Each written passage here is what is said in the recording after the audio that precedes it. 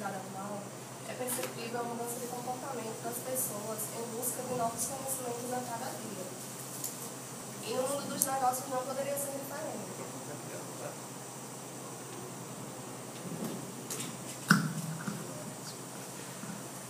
No mundo dos negócios não poderia ser diferente, pois a cada dia as empresas ficam mais exigentes quanto à qualificação, à procura de profissionais mais qualificados e preparados para a competitividade entre elas.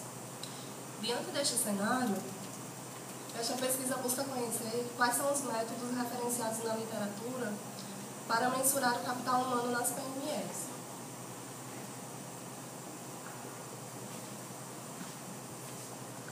Espera-se encontrar métodos referenciados na literatura que se adequem ao contexto das PMEs, podendo assim rejeitar a hipótese nula, H0, não há métodos de mensuração do capital humano referenciados na literatura que se adequem ao contexto das PMEs. Logo, pode-se propor a seguinte hipótese alternativa, H1. Alguns métodos de avaliação dos intangíveis poderiam ser adaptados ao contexto das PMEs.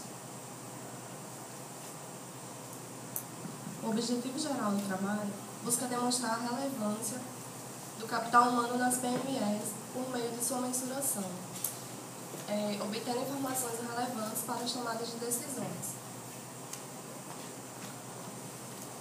Para alcançar o objetivo geral, foram elaborados os seguintes objetivos específicos. Primeiro, aprofundar a revisão bibliográfica para conhecer os métodos existentes de mensuração do capital humano. Segundo, analisar os métodos encontrados visando a aplicação nas PMEs e, por último, propor indicadores aos métodos adaptados ao contexto das PMEs. Essa pesquisa classifica-se como exploratória de revisão bibliográfica. O universo em questão foram os contadores registrados no Conselho Regional de Contabilidade do Estado aqui do Rio Grande do Norte.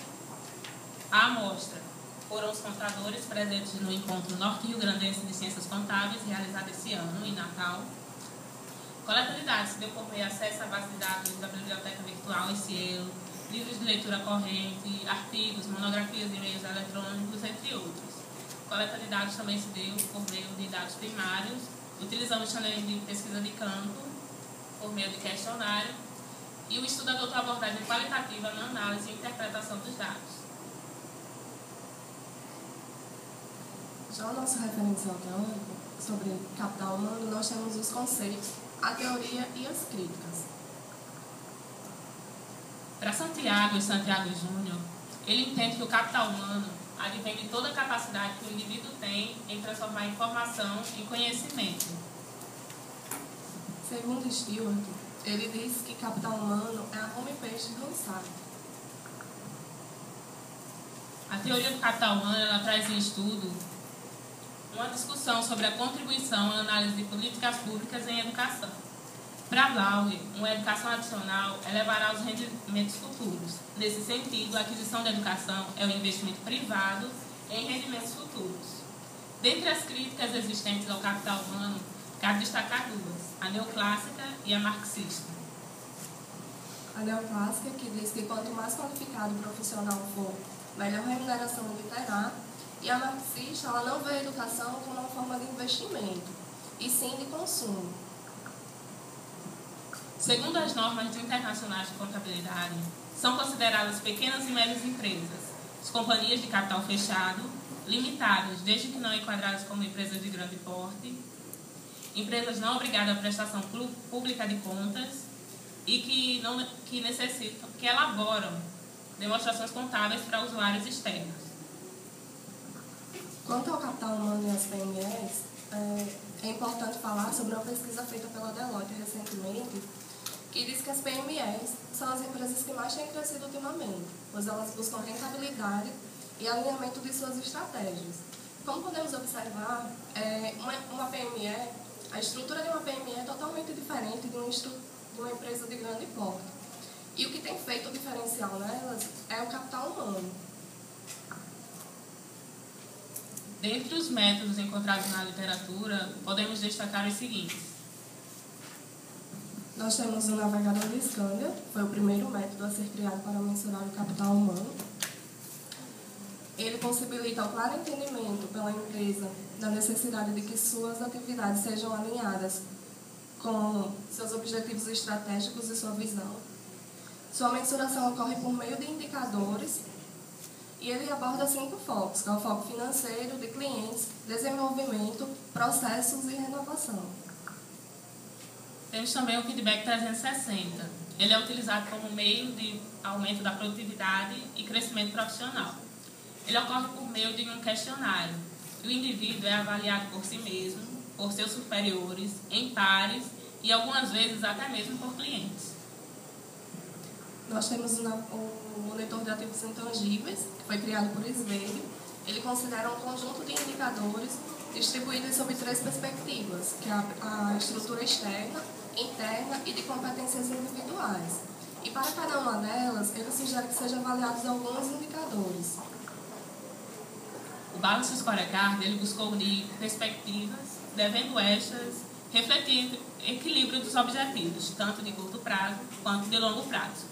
O Balance Scorecard é bastante conhecido pelo alinhamento de estratégias, mas também pode ser utilizado como meio de mensurar o intangível da entidade. Para ocorrer a mensuração, ele utiliza-se de indicadores e de dados financeiros e não financeiros. Nós temos o navegador de Stewart, que foi criado por ele mesmo, e ele sugere que seja feita a utilização de alguns indicadores para que se possa fazer a mensuração do capital humano. Analisa o desempenho por um gráfico em forma de radar, o qual tem a vantagem de agrupar várias medidas.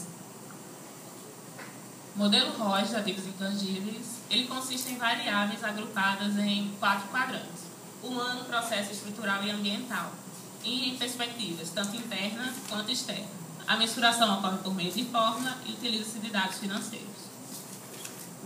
Nós temos o QD Tommy, que resulta de uma comparação entre o valor do mercado e o valor do seu custo de reposição dos seus ativos. Utiliza-se de fórmula e, segundo Santiago Júnior, se Q for menor que 1, seu ativo vale menos que o seu custo de reposição, o que fará a compra do mesmo tipo pela empresa ser praticamente improvável. O valor intangível calculado ele foi criado pela empresa Nick Research. Ele avalia o desempenho de uma entidade em relação a outras semelhantes. A mensuração ocorre também por meio de fórmula e utiliza-se de dados financeiros. Nós temos o Market to Book, ou razão entre o valor de mercado e o seu custo e o seu valor contábil. É o resultado do quociente entre o valor de mercado da empresa e de seus ativos líquidos. Considera a soma dos seus direitos, bens e direitos, subtraído de suas obrigações com terceiros, entre as quais as contas a pagar, ou seja, seu patrimônio líquido. Entre os métodos estudados, nós sugerimos 2, que foram o navegador de Scania e o Balance Scorecard, pois eles utilizam-se de dados financeiros e dados não financeiros, os quais se adequam ao contexto das PMEs.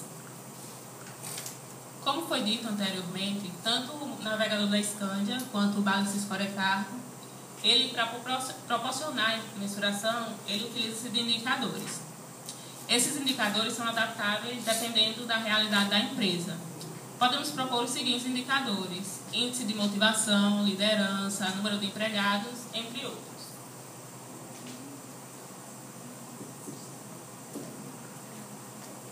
Já na nossa apresentação dos dados, podemos observar no perfil dos entrevistados que 57% foram do sexo feminino e 43% do sexo masculino.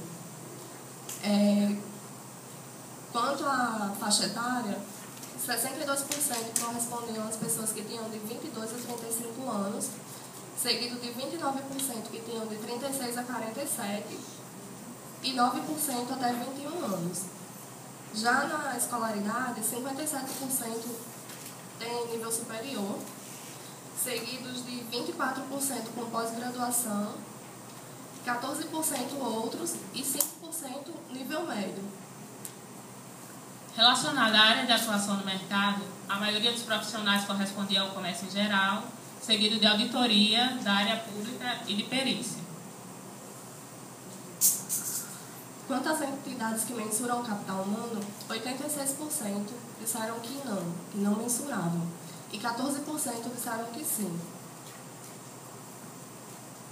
Já relacionado à importância da avaliação entre associados, a maioria dos entrevistados disseram que sim, cerca de 85%.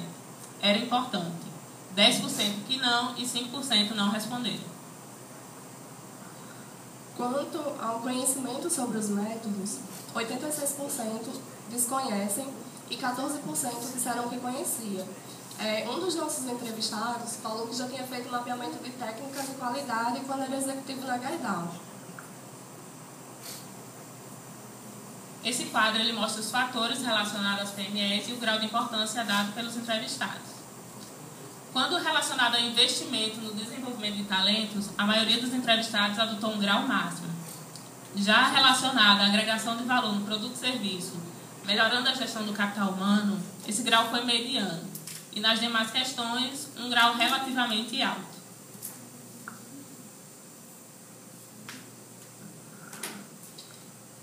Através do estudo apresentado, a problemática buscou conhecer quais os métodos referenciados na literatura para mensurar o capital humano.